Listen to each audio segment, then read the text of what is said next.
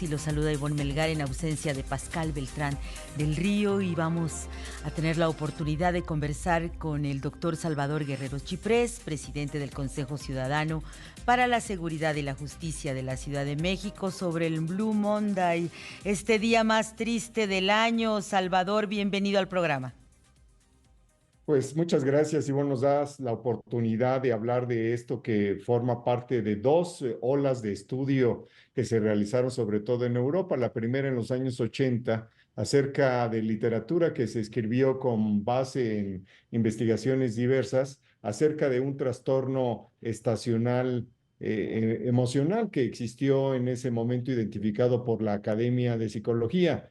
Y más recientemente, en el año 2005, también un psicólogo británico realizó estudios y una fórmula matemática que identificaba precisamente este lunes, el segundo de cada año, como el Blue Monday o el día más triste del año, a partir de estudios socioeconómicos, de clima, de diversas entrevistas, y se ha convertido a lo largo de los años en una manera de hablar del Día de la Tristeza. Hay que señalar que el Consejo Ciudadano ofrece atención a todo el país desde la Ciudad de México en materia de contención emocional, y a lo largo de este año, por ejemplo, y en los primeros meses de cada año, los últimos 4 años, hemos tenido alrededor de 2.900 atenciones solamente de las personas que dicen que sienten un serio problema de tristeza, y así lo llaman, de tristeza, no hablan de depresión, que Ujú. es un trastorno mental, en contraste con la tristeza, que es más bien identificado como un estado anímico provisional. Esto es lo que yo diría como explicación de esto, que es el Blue Monday, el día más triste del año, que es el día de hoy. Salvador Guerrero Chiprés, presidente del Consejo Ciudadano para la Seguridad y la Justicia de la Ciudad de México, ¿qué motivos expresan quienes han recurrido a la contención que ustedes ofrecen? ¿De qué experiencias hablan? ¿Ha pasado la ilusión de los nuevos propósitos? ¿Es la realidad que se impone? ¿Es la rutina después de las fiestas? ¿Cómo se describe esta situación de tristeza? Bueno, primero que nada, los datos que tenemos aquí en el Consejo, que se derivan de las atenciones que realizamos en el 55, 55, 33, 55, 33, y de los 4 centros de recuperación emocional de que dispone el Consejo Ciudadano. El 35% de las personas nos dice que tiene problemas de pareja, el 22% problemas familiares, 10% duelo, 9% situaciones de salud, 5% dificultades económicas o problemas laborales, 4% soledad, baja autoestima, prácticamente también 4%, y problemas escolares y bullying, el 3%. Hay que señalar que el duelo antes de la pandemia ocupaba el 2%, es decir, la asociación entre la tristeza y el duelo ha crecido en 5 veces con respecto a lo que ocurría antes de la pandemia. A una Entonces, cifra estas son las razones interesante. por las cuales nos llaman. Sí, y el perfil de las personas que llaman y también el perfil de las personas que los estudios académicos han reportado, ¿son hombres, son mujeres, tienen un rango de edad específico, un sector social adscrito particularmente? Bueno, el 77% de las personas que se reportan a la línea del Consejo Ciudadano en este día son mujeres. Y hay que señalar algo que para nosotros también es nuevo los últimos 3 años, que prácticamente las personas que tienen entre 18 y 30 años constituyen alrededor del 44% de quienes declaran que la tristeza no los deja estar durante este momento del que estamos hablando. Hay que indicar también que recibimos llamadas de todas las entidades del país, y destacan de entre ellas por la frecuencia de los reportes o los requerimientos de la provisión de acompañamiento para procesar sus emociones, el Estado de México en primer lugar, Jalisco, Guanajuato, Veracruz y Nuevo León.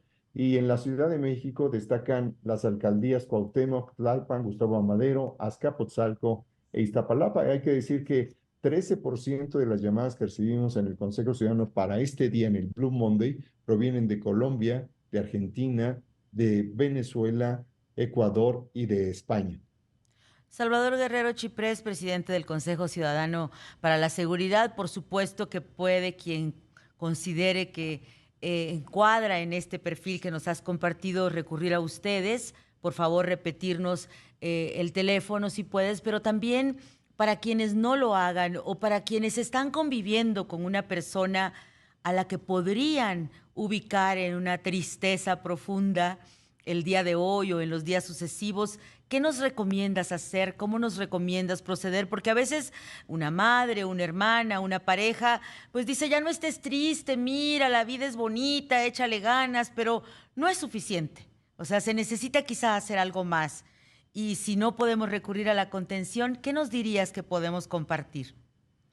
Bueno, primero que nada, el echaleganismo no es suficiente, es necesario acercarse a profesionales expertos. En el Consejo Ciudadano tenemos un programa específico que se llama Dice a la vida para situaciones que va desde la ansiedad, sí, la tristeza, hasta la depresión profunda y eventualmente la ideación, planeación y tentativa suicida, que por otro lado se quintuplicó durante los años 2020 y 2021, los dos primeros de la pandemia.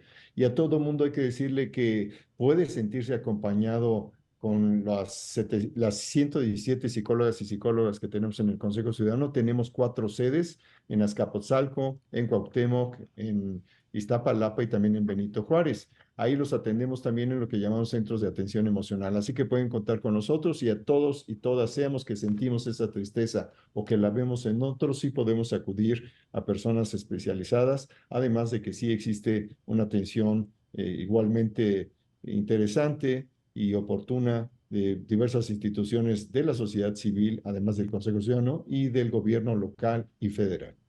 Consumo de drogas, consumo de alcohol, adicción incluso al smartphone, a estar en redes sociales, ¿podrían ser precursores o detonadores de esta tristeza profunda? Déjame asociar dos interesantes tendencias que tenemos. Primero, por ejemplo, el consumo excesivo de pues, los servicios que se derivan de la utilización de plataformas sí puede ser problemático. Si en vez de estar 4 horas, 4 horas y media vinculados al teléfono celular o una laptop o a la computadora, estamos 8, 10, 12 horas, o las personas que están en situación de insomnio combinando la utilización de plataformas, sí puede conducir a situaciones de depresión y de mayor tristeza. Y del otro lado, sí, también hemos advertido que hay una variable que se asocia con la ideación, planeación y tentativa suicida, que es el consumo problemático de algunas drogas, no solamente las legales como el alcohol, sino otras que son ilegales y que se ha presentado esto crecientemente en las llamadas que atienden mis compañeras y compañeros aquí en el Consejo Ciudadano. Así que las dos tendencias existen, el consumo excesivo, cuasi depresivo de redes sociales y también y del consumo digital y tecnológico y del otro lado también el tema de las adicciones. ¿Habría algún patrón, alguna conducta, alguna expresión, manifestación que pueda ser un signo de alarma, de alerta para poder detectar quién está pasando por una situación como este tipo de Fíjate tristeza? que nos das oportunidad de mencionar que con mayor frecuencia que antes, respecto de hace 4 o 5 años, advertimos que papás y mamás han identificado de pronto patrones en los cuales los hijos y las hijas, digamos menores de 15 años, tienen ojeras y eso investigan y se dan cuenta que tiene que ver precisamente con el uso toda la noche de redes sociales o la conexión con diversas plataformas de interacción con otros jóvenes o supuestos jóvenes, porque aquí hay una situación de riesgo cuando también estamos en el uso intensivo y tóxico de videojuegos entre las 11 de la noche y las 4 de la mañana, que Ujú. también son preocupantes. Y ahí es necesario que nos acompañemos todas y todos, padres de familia, madres de familia, las escuelas, las autoridades, pero sobre todo el fortalecimiento de valores y de atención y calidad de tiempo dentro de la familia, observando esas ojeras extrañas, el cambio de apetito, el cambio del tono en la relación con quienes son consanguíneos o con los amigos, o el cambio de gusto muy radical y que puede ser frecuente en personas que tienen este tipo de comportamientos nocturnos, donde también pueden existir fugas de la casa nocturnas o también consumo de algún tipo de drogas. Salvador Guerrero Chiprés, presidente del Consejo Ciudadano para la Seguridad, la pandemia nos dejó de alguna manera la rutina, entre comillas, de que es posible vivir aislados, de que es posible trabajar incluso desde casa. y se empezaron a hacer más comunes y quizás normalizados los patrones de jóvenes que se encierran en su habitación y ahí pueden permanecer horas y solo salir por un alimento y volver.